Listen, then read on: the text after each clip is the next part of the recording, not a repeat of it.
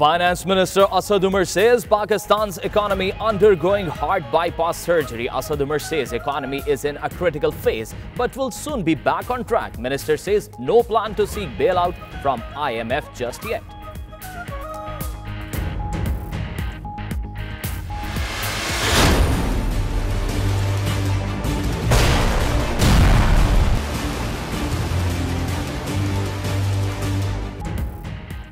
Chief of Army Staff General Qamar Javed Bajwa and Director General Inter-Services Intelligence Lieutenant General Naveed Mukhtar calls on Prime Minister Imran Khan at the PM office. Security and regional stability situation discussed during the meeting.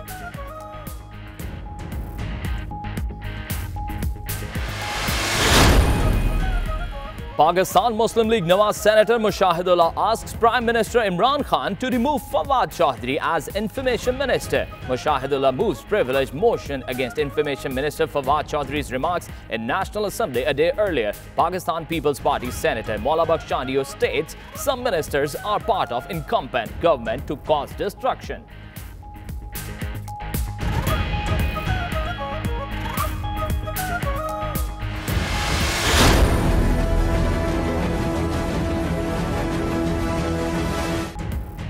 National Accountability Bureau submits details of former Finance Minister Ishaq Dar's assets in accountability court. Dar owns 3 flats in Dubai, a house in Lahore's Gulberg, 4 plots in Islamabad and 1 luxury car. NAP informs court former Finance Minister is a shareholder in 3 companies based in Dubai. Dar and his wife have also invested $3,453,000 in Hajwiri Holdings Private Limited.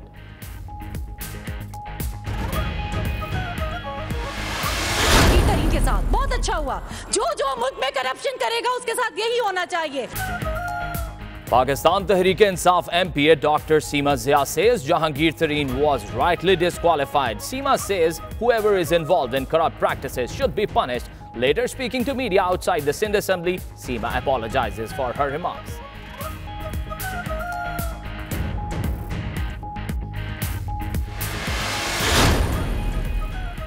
UK Labour's Corbyn tells EU's Barnier hard Irish border must be avoided. Corbyn lays out Labour's view on dangers of a no-deal Brexit with EU negotiator.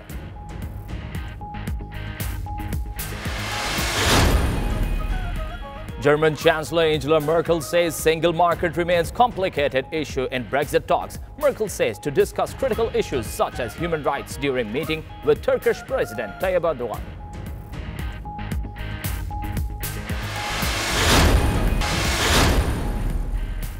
Passengers safe after Air Niugini flight crashes into sea in Micronesia. Passengers and crew taken to a hospital but no serious injuries reported.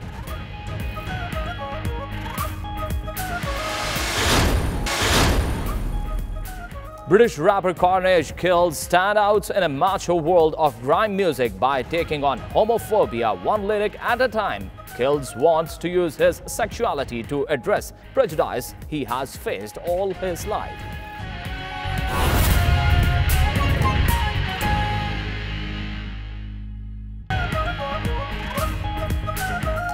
Bismillahirrahmanirrahim. You're watching 92 News HDUK. I am Muhammad Yasir Rizwan. And my name is Faik Mahmood. Starting off with the top story today, Finance Minister Asad Umar on Friday said Pakistan's economy is in a critical phase but will soon be back on track. The economy is currently undergoing heart bypass surgery and after it is successfully completed, the economy will be back on track and running. The Finance Minister said there is no plan to seek an IMF bailout just as yet. Umar added. Finance Minister Asad Umar said Pakistan's economy is in a critical phase but will soon be back on track. The economy is currently undergoing heart bypass surgery and after it is successfully completed, the economy will be back on track and running. The Finance Minister said while addressing an Islamabad Chamber of Commerce and Industry event. इस वक्त हमारा जो मरीज है उसका हो रहा है बाईपास और मरीज कौन है वो पाकिस्तान की मईशत है तो जैसे ही इंशाअल्लाह ताला ये बाईपास कामयाब हो जाएगा और जल्द हो जाएगा उसके बाद हम ट्रैक पे भी आएंगे और जिम पे भी आएंगे, मसल बिल्डिंग भी करेंगे और इंशाल्लाह ताला फिर आपके साथ मुशावरत के अंदर चल के वो काम भी करेंगे. Regarding ongoing talks with International Monetary Fund, Umar said they are part of routine. There is no plan to seek a bailout just yet, he added. However, if we need to approach IMF for a bailout, then talks that are taking place right now will be formed the basis for it, Umar further said. ये मुज़ाकरात नहीं, मैंने पहले बता दिया था. अगर हमने ये फैसला किया कि हम IMF के पास किसी नए प्रोग्राम के लिए जाना चाहते हैं, तो फिर उस मुज़ाकरात के अंदर ये जो काम है उसका फायदा जरूर होगा. During his address, Finance Minister said the biggest problem of federal capital was water crisis, adding that Prime Minister Imran Khan has directed to implement a project to provide at least 10 million gallon water on daily basis. Umar further said that a master plan is needed to be formulated for the development of business in Islamabad. Chief of Army Staff General Qamar Javed Bajwa called on Prime Minister Imran Khan at the PM office on Friday. The meeting was also attended by the Director General Inter-Services Intelligence, Lieutenant General Naveed Mukhtar. During the meeting, security and regional stability situation were discussed. According to the reports, the Prime Minister was briefed on Operation Radd al-Fasad, while relations with Afghanistan and Fata reforms also came under discussion. According to the ISPR press release, the Chief of Army Staff assured that Pakistan Army would inshallah continue to deliver on the nation's expectations of defending the motherland at all costs and sacrifices. The National Accountability Bureau on Friday submitted to an accountability court details of former Finance Minister Ishaq Dar's assets. NAB said Dar owned 3 flats in Dubai, a house in Lahore, 4 plots in Islamabad and a luxury car. More in this report.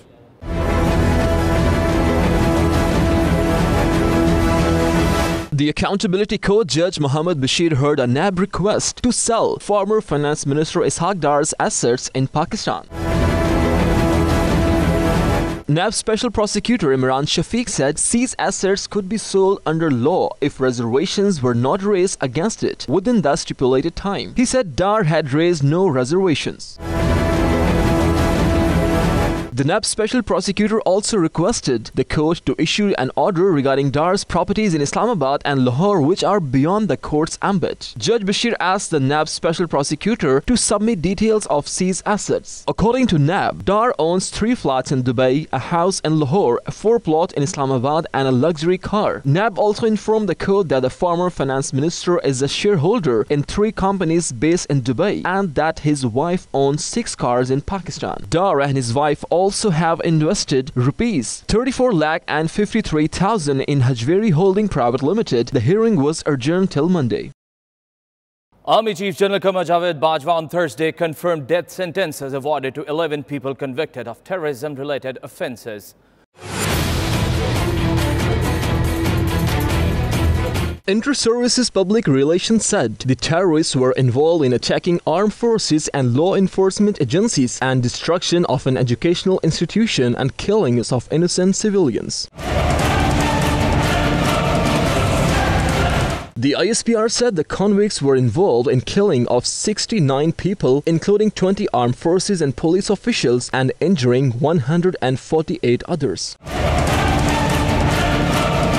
The ISPR said arms and explosives had been recovered from them. 4 of the convicts have been awarded prison sentences.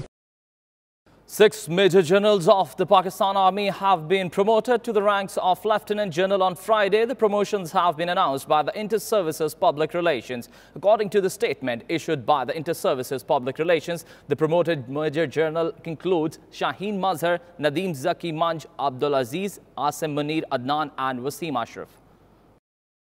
Pakistan Tehreek-e-Insaf MPA Dr. Seema Zia told the Provincial Assembly of Sindh on Friday party's leader Jahangir Tareen was a case of just desserts. The lawmaker told the Sindh Assembly what has befallen Tareen is very good. He has been disqualified on merit. Whoever is found guilty of corrupt practices should be punished. Here is what she said. अच्छा हुआ जहांगीर तरीन के साथ, बहुत अच्छा हुआ. जो मुल्क में करप्शन करेगा उसके साथ यही होना चाहिए, चाहे वो जहांगीर तरीन हो चाहे कोई और हो. More news stories lined up right after a short break. Stay with us.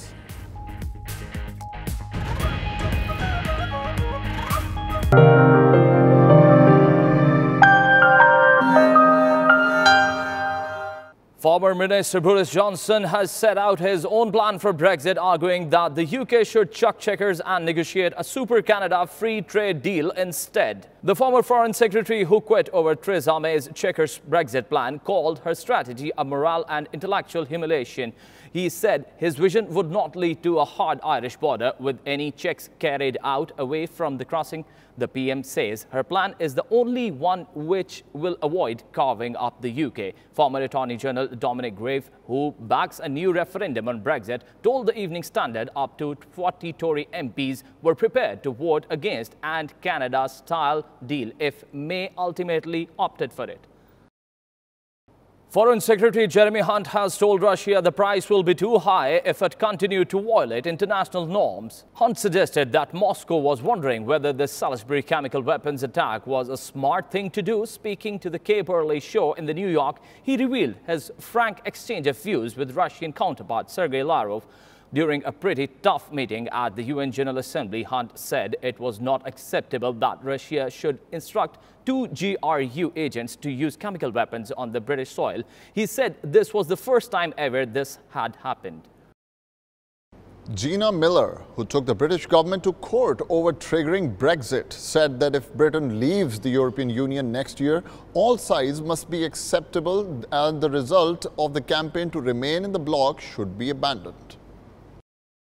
More than 2 years since 2016 EU referendum, the United Kingdom, its politicians and its business leaders remain deeply divided over Brexit, while Prime Minister Theresa May has yet to clinch a Brexit divorce deal with the EU. Opponents of Brexit are exploring various ways to stop to what they say in Britain's biggest mistake since World War II. But Miller, who is leading a campaign to have another referendum, said that if government managed to successfully navigate an exit deal, then politicians must be allowed to focus on domestic issues without the distraction of an ongoing debate about Britain's relationship with Europe. I think whatever happens, it's got to be an amnesty.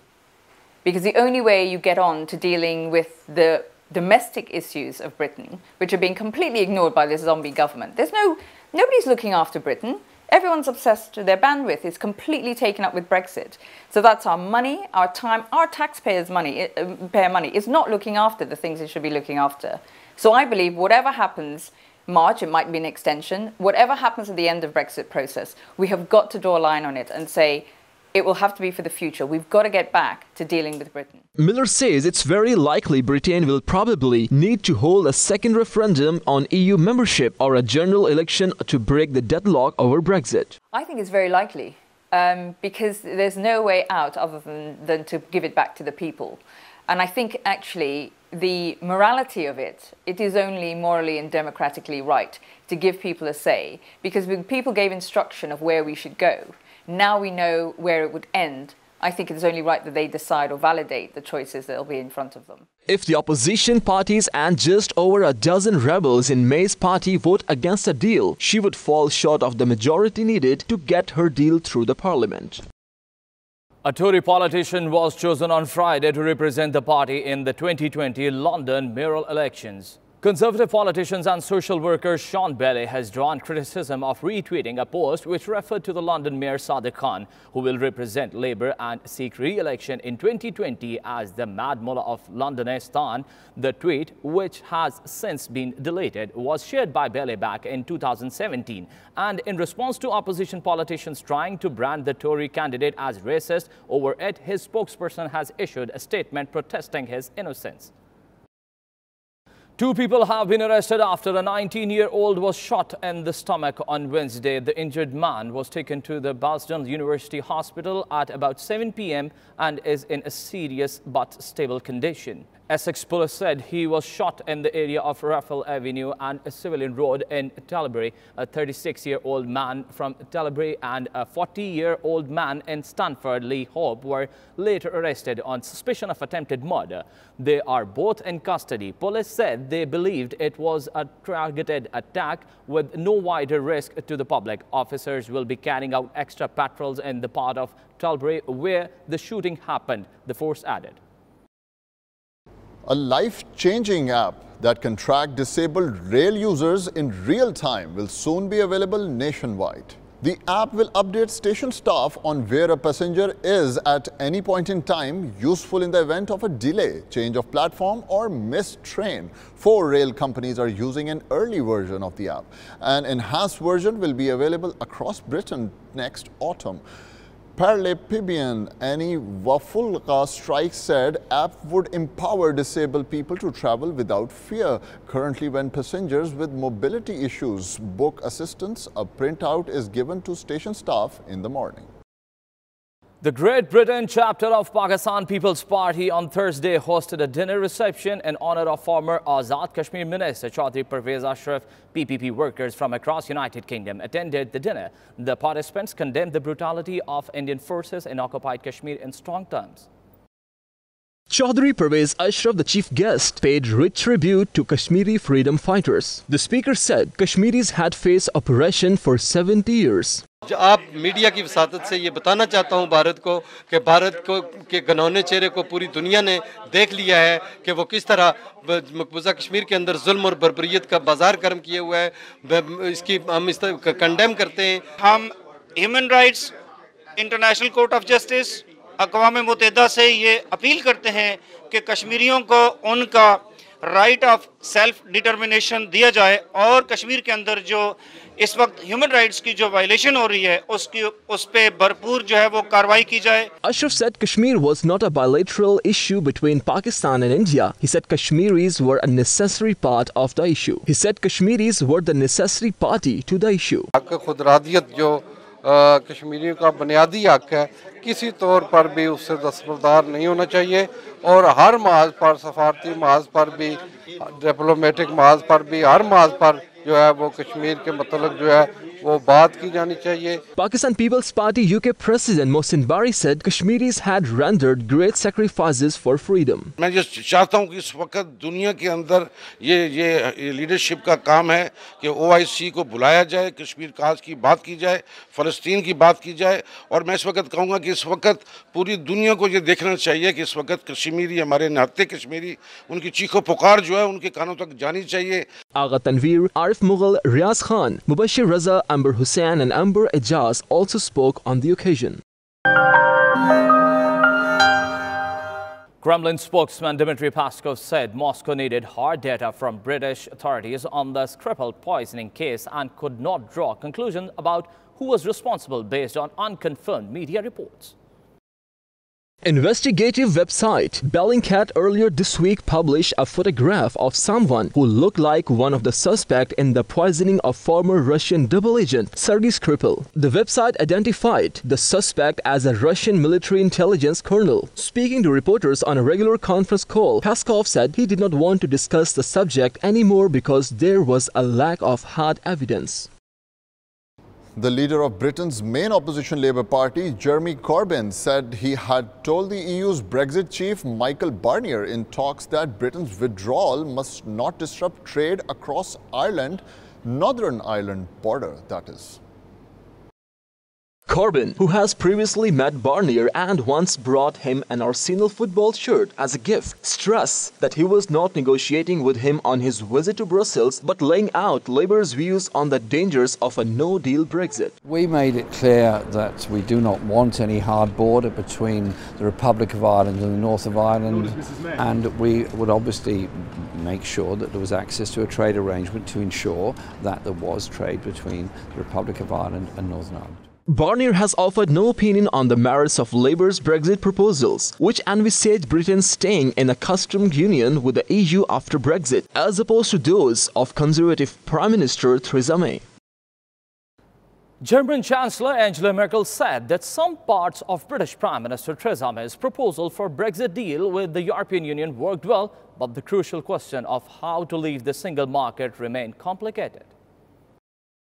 Asked during a panel discussion if Britain should have a second referendum on Brexit, Merkel said, "I believe that everything that happens there in Britain has to be decided by Brits themselves." When asked about Turkish President Tayyip Erdogan's upcoming state visit, Merkel said that it was in Germany's interest for Turkey to remain strong, adding that she would also discuss critical issues such as human rights during the meeting. India's top court lifted a ban that prevented women and girls between the age of 10 and 50 from entering a prominent Hindu temple in the southern state of Kerala.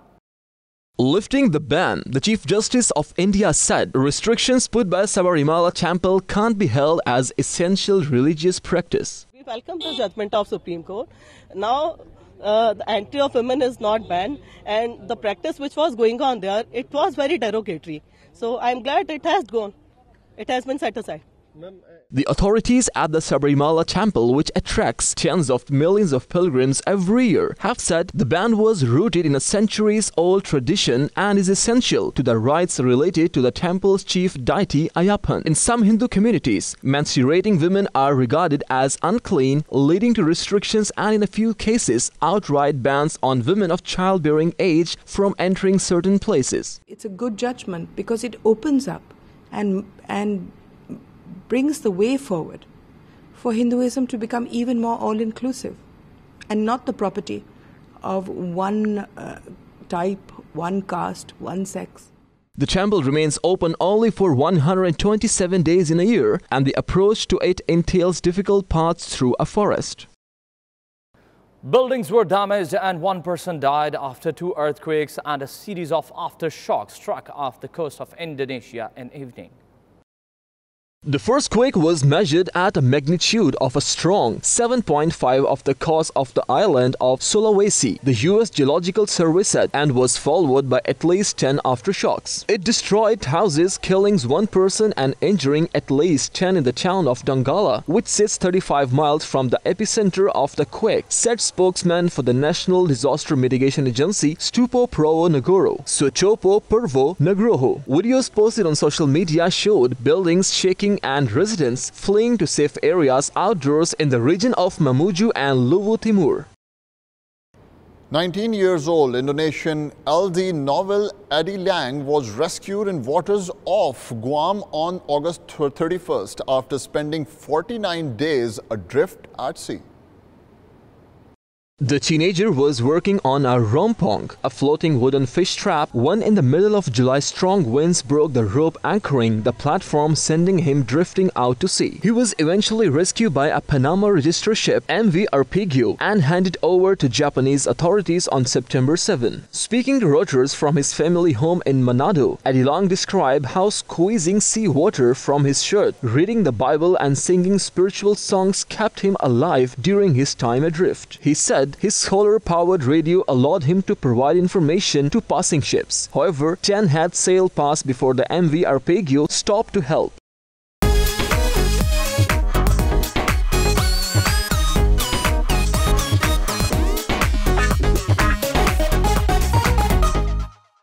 Featuring veteran soldier voiceovers and transformed 100-year-old archive footage from the battlefield, Peter Jackson offered his first look at his upcoming World War I film, They Shall Not Grow Old.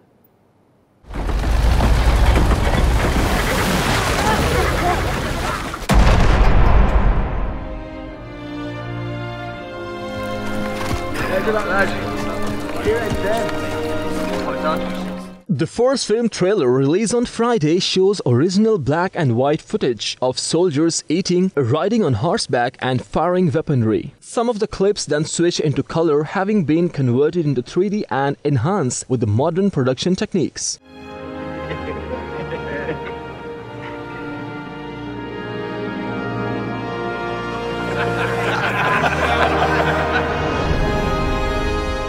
Jackson, the Lord of the Rings and Hobbit director, has worked with London's Imperial War Museum and used BBC's Film and Audio Archive to create the movie, which will have its world premiere at the BFI London Film Festival on October 16. British rapper Carnage Kills stand out in the macho world of grim music by taking on homophobia one lyric at a time. A rising star in the growing genre of urban music that mixes garage and rap, Kills wants to use his sexuality to address the prejudice he has faced all his life. For me, grime is very homophobic. You know, in grime you don't see people looking like me. You see a lot of kind of very hyper-masculated road men doing grime.